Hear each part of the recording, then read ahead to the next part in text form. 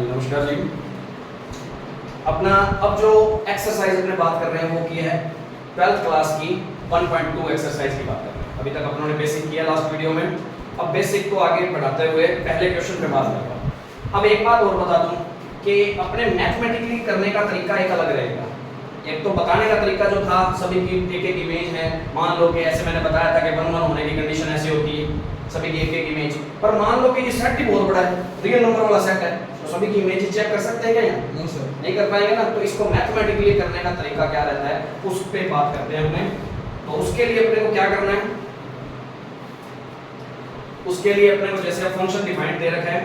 कोई एक फंक्शन है, सबसे पहले तो पता होना चाहिए कौन से सेट से कौन से सेट पर डिफाइंड है। आर सेट से आर सेट पे डिफाइंड है, मतलब रियल नंबर से रियल नंबर पे डिफाइंड है। फिर फंक्शन है क्या, fx = 1/x। अब वो कह रहा है शो दैट इज, ये फंक्शन जो है 1 1 है और ऑन 2 है, where r is the set of the all non zero real numbers. Non zero मतलब उसके अंदर जीरो नहीं है, ध्यान रखना। फिर उसके बाद is the result true if the domain R is replaced by n with codomain with things same as R। कहने का मतलब यदि क्वेश्चन R से R पे डिफाइंड हो जाता है, 1 1 ऑन 2 हो जाता है, शो हो जाता है, तो फिर इस जगह पर पहले क्या ले लेना, नेचुरल नंबर लेके देखना, फिर करके दिखाना। क्वेश्चन को इस तरीके से 2 क्वेश्चन बना के दिए, ठीक है। अब करने का तरीका बताता हूँ। अपने 1 1 की डेफिनेशन क्या होती है, 1 1 की है यहाँ x1 x2 x3 x4, यहाँ fx1 fx2, इस तरीके से कोई फंक्शंस होंगे, उससे इमेज बनी होगी उनकी, ये x होता है, ये fx होता है, इसी तरीके से इमेजेस ही बनेगी उनकी। अब यदि 1 1 हुआ तो दो एलिमेंट 1 1 होने की कंडीशन क्या होती है, एलिमेंट सेम हो दोनों तो फंक्शन भी सेम होंगे उनके, कहने का मींस यही है। एलिमेंट्स अलग अलग हो और फंक्शन सेम हो, वो किसकी कंडीशन हो जाती है, यदि ये एलिमेंट अलग अलग हैं और उनकी इमेजेस सेम आ रही है तो ये किसकी कंडीशन है, मैनी वन की। इसका मतलब x1 और x2 नॉट इक्वल और फंक्शन उनके इक्वल आ गए, ठीक है। ये कंडीशन किसकी, मैनी वन की। और ये दोनों इक्वल और फंक्शन भी इक्वल, ये किसकी कंडीशन होती है, 1 1 की कंडीशन होती है, मैथमेटिकली तरीके से यदि फॉलो करें, ठीक है। तो अपने क्या क्वेश्चन के अंदर लेके चला करेंगे, हमेशा दो अपने एलिमेंट्स लेंगे क्वेश्चन के अकॉर्डिंग, fx = 1 में x, यही है। अपने कोई दो एलिमेंट ले रहे हैं x1 और x2,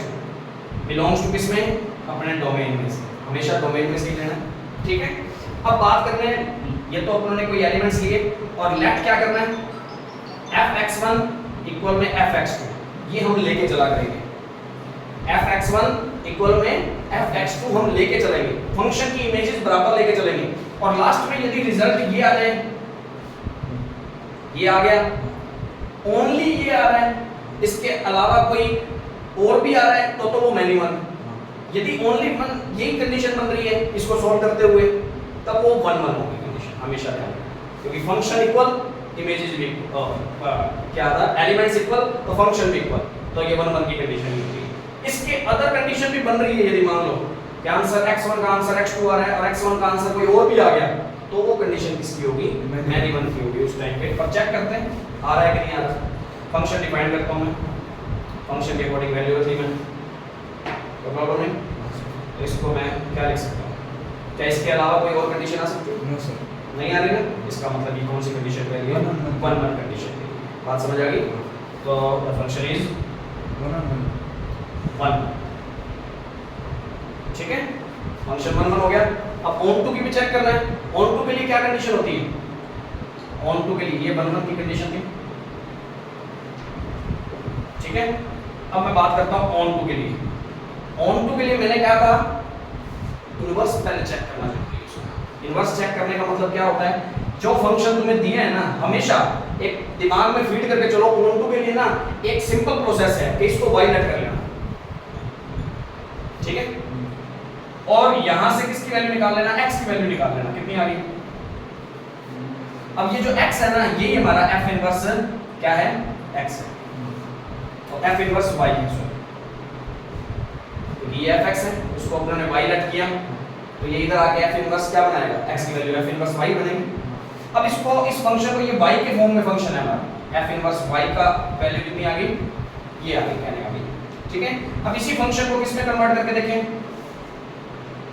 या इसको एक बार छोड़ो, ये तो बात की बात है, फंक्शन इनवर्स फंक्शन नहीं बनाना आपने को अभी, अपने इनवर्स फंक्शन सिर्फ चेक करना है, ध्यान देना इधर, ये सबसे इंपॉर्टेंट पार्ट है। इसमें माइंड को थोड़ा सा बड़े तरीके से सोचना पड़ेगा, और सोचना क्या है कि y की सारी वैल्यू किस में डिपेंड करती है, r में, और x की सारी वैल्यू इस r में पहले सेट में, ठीक है। अब यहाँ मैं सारी वैल्यू रखता जाऊँ, और एक बात ध्यान रखना, ये कौन सी है, नॉन जीरो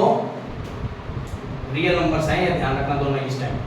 इसके अंदर जीरो नहीं है कहने का मतलब, ये भी नॉन जीरो रियल नहीं है, हाँ ये ध्यान रखना, ठीक है ना, नॉन जीरो रियल नंबर है, कंडीशन में दे रखा है अपने को, आर क्या है।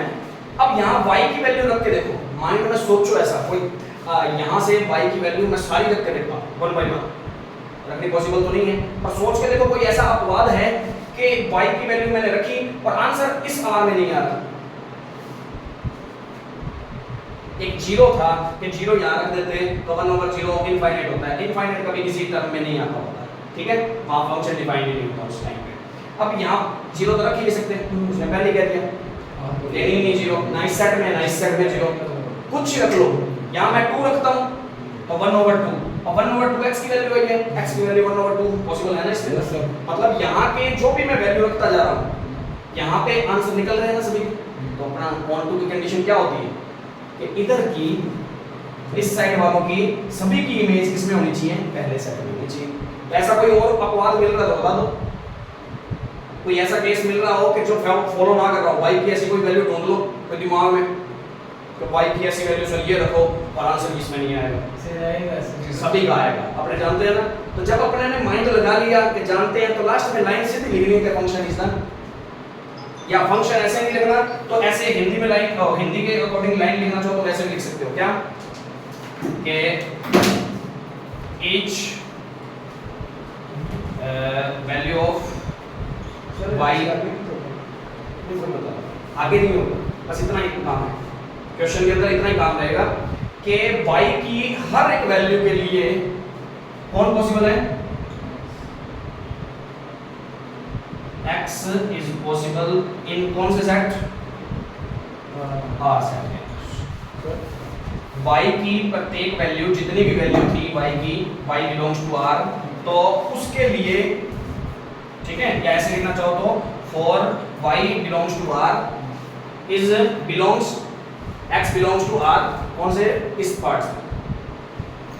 यहाँ की हर एक वैल्यू y की ली गई और उसके सभी के आंसर, x के सभी के आंसर इसके अंदर बिलोंग कर रहे थे, इसका मतलब ये फंक्शन क्या है, ऑन टू है। डेफिनेशन मैं फिर बोल रहा हूँ, ऑन टू की डेफिनेशन क्या थी, ये R सेट है, ये R सेट है, ऑन टू के लिए यहाँ देखना है, ये हमारा y होता है, ये हमारा x होता है, ठीक है। तो y की हर एक वैल्यू के लिए कौन पॉसिबल है हमारे पास, कौन बैठा है हमारे पास, x की वैल्यू सारी बैठी है, तो लिखना बस इसी तरीके से, y की हर एक वैल्यू के लिए, y किस में से बिलोंग कर रहा है, r में से बिलोंग कर रहा है, तो y की हर एक वैल्यू के लिए for all y belongs to r, कहने का मतलब इन शॉर्ट में फॉर ऑल मतलब y की हर एक वैल्यू के लिए किस में से, इस r में से कौन पॉसिबल है, x इज अवेलेबल, लिख दो चलो, x is available, value of x is available in कौन से सेट में, इस सेट में, y की हर एक वैल्यू के लिए हमारा x हमारे पास विद्यमान है, पॉसिबल है, अवेलेबल है, इसलिए हमारा फंक्शन क्या है, ऑन टू है। बात समझ आ गई, तो function, the function is onto, ये बात इतनी पहले तो पता होनी चाहिए। अब कोई डाउट रखता है तो उसमें बात कर लेते हैं अपने। देखो भाई, अब इतना क्वेश्चन हो गया, ये 1 तो था, ऑन टू भी हो गया था, हमने पता कर लिया ऑन टू भी है। अब बात करते हैं, उसने क्वेश्चन में कहा यदि ये शो डेट हो जाता है तो डोमेन को क्या बना देना, नेचुरल नंबर बना देना, मतलब अब जो x की वैल्यूज होंगी वो सारी कौन सी होनी चाहिए, नेचुरल नंबर। तो नेचुरल नंबर रखने पर ये सारा फंक्शन डिफाइन तुम्हें दे रखा है, ठीक है। अब बात चेक करनी है कि 1 है या ऑन टू है कि नहीं। अब चेक कर लेते हैं, नेचुरल नंबर के लिए मैं बात करता हूँ यहाँ, तो नेचुरल नंबर यदि कोई भी रखोगे तो आंसर ये बनेगा, ये 1 तो बनेगा, इससे आंसर भी तो सेम ही है ना, फंक्शन थोड़ी चेंज हो गया, r की जगह n हो गया, फिर क्या प्रॉब्लम है, n की वैल्यू 1 रख लो, n की जगह, हाँ यहाँ n हो जाएगा क्वेश्चन के अंदर, बस इतना ही फर्क है। और n में से कोई वैल्यू ले रहे हैं, जैसे 1 2 3 4 5 6 कुछ भी ले सकते हैं, n मतलब नेचुरल नंबर कोई भी ले रहे हैं, तो नेचुरल नंबर डिफाइंड है सारे के सारे, ठीक है, तो ये वैल्यूज भी बराबर आएंगी, कोई प्रॉब्लम नहीं, समझ आ रही है बात, तो ये 1 1 में तो कोई प्रॉब्लम नहीं आनी चाहिए, ये तो सिंपल बात ही है, हर क्वेश्चन की तरीके से जो भी सेट दे रखा है, हर फंक्शन 1 1 हो ये कोई जरूरी नहीं है, पर डिफाइंड होगा, ऐसे क्वेश्चन भी आएंगे जब अपने बताएंगे तुम्हें कि जो 1 1 नहीं है, पर ये तो 1 1 हो रहा है, कोई प्रॉब्लम नहीं। बात आती है कहाँ,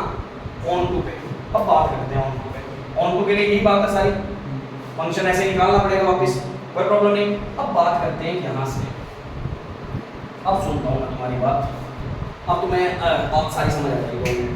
पुरानी वाली भी बात समझ आ जाएगी कि यहाँ से कौन लेना है, y, अब y की वैल्यूज कौन कौन सी हो सकती हैं, रियल नंबर, जीरो को छोड़ के बाकी सारे कोई भी लिया जा सकता है, लो मैं ले लेता हूँ, माइनस का ही ले लेता हूँ, चलो माइनस का 1 नहीं ले लिया मैंने y की वैल्यू, तो x की वैल्यू कितनी आ गई, -1, जो कि इसमें बिलोंग कर रहा है, समझ आएगा, इस चीज को समझना है, मतलब यहाँ से वैल्यू जो जो उठा के रख रहे हैं सारी रख के देख रही है, ठीक है, सारी की सारी पॉसिबल हो रही है, x की वैल्यू सभी इस सेट के अंदर आ रही है, तो ठीक है, फंक्शन बहुत अच्छे तरीके से ऑन टू है। अब देखो जैसे अपवाद आ गया ना, इस क्वेश्चन में r -1 ले लिया मैंने, पर x डिफाइन नहीं हो पाया ना, इसका मतलब ऑन टू नहीं, तो क्या लिखेंगे, एग्जांपल के तौर पे मैंने लिखा है -1 बिलोंग्स टू r, इधर देखो -1 बिलोंग्स टू r, तो अपने ने इस फंक्शन के अंदर रखा y -1 रखा, तो x की वैल्यू कितनी आ गई, 1 ओवर में -1, x -1, जो कि किस में बिलोंग नहीं कर रहा, नेचुरल नंबर में बिलोंग नहीं कर रहा, तो क्या लिखेंगे 4 ओवर इधर देखना 4 over y belongs to r, ठीक है, मतलब y की हर वैल्यू के लिए किसके अंदर r, y की जो वैल्यू है r के लिए, हर वैल्यू के लिए कौन अवेलेबल नहीं है, x is not available इन कौन से सेट, नेचुरल नंबर, तो इसलिए बस ये लाइन देख लिखना सीख लो, यदि पॉसिबल है तो अवेलेबल इन जो भी सेट होगा वो नाम लिख दिया करेंगे, बस नहीं अवेलेबल तो नॉट अवेलेबल इन, ठीक है, जो भी कंडीशन होगी उसकी, तो फंक्शन ऑन टू हुआ क्या, नहीं, तो बस इसकी पहचान करना इस तरीके से, समझ आई बात, तो नेचुरल नंबर वाले में ये ऑन टू नहीं हो रहा था, ठीक है, ऑन टू नहीं है तो नॉट ऑन टू, बस बात समझ आई। अभी तो पहला क्वेश्चन है इसलिए थोड़ा सा ऐसा लगा होगा कि सर अभी आधी अधूरी बात है, कोई बात नहीं, 20 30 40% समझ आ गई, इतनी बात समझ आ गई ना, अगले क्वेश्चन में और भी क्लियर हो जाएगी, 60 तक पहुंच जाएंगे, फिर अगले क्वेश्चन में 70 80 तक आ जाएगी, नेक्स्ट क्वेश्चन तक तो 100% पूरी समझ आ जाएगी, ठीक है, तो पहली बार में जीनियस नहीं बनता कोई, पहली बार में तो सिर्फ एक बार बेसिक समझ आया है, कैसे करना है, किस तरीके से होता है, क्या बात है, तो धीरे धीरे समझ आ जाएगा, नेक्स्ट क्वेश्चन में समझ आ जाएगा। तो इससे रिलेटेड आगे क्वेश्चन यदि तुम घर पे करके देखो तो बहुत अच्छी बात है, और यदि वीडियो अच्छी लगी हो तो लाइक और शेयर जरूर करें, और ज़्यादा से ज़्यादा सब्सक्राइब करें, कोई भी प्रॉब्लम लगती है तो कमेंट बॉक्स में आप बता सकते हैं। Thank you.